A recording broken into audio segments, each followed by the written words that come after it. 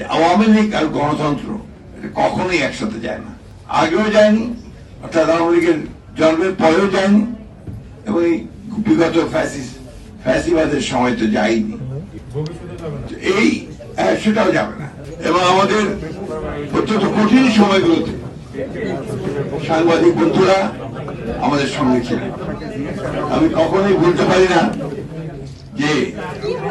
যে রাতে আমাকে এখানে আটক করে রাখা হয়েছিল, তখন আপনাদের সাংবাদিক বন্ধুরা, নেতৃবৃন্দ আমাকে কিভাবে প্রোটেকশন দিয়ে আমার প্রাণ রক্ষা করেছিলেন।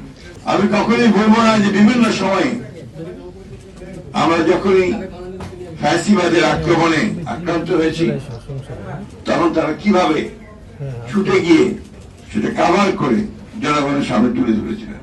সেই জন্য আমি সবসময় তাদের কাছে কৃতজ্ঞ।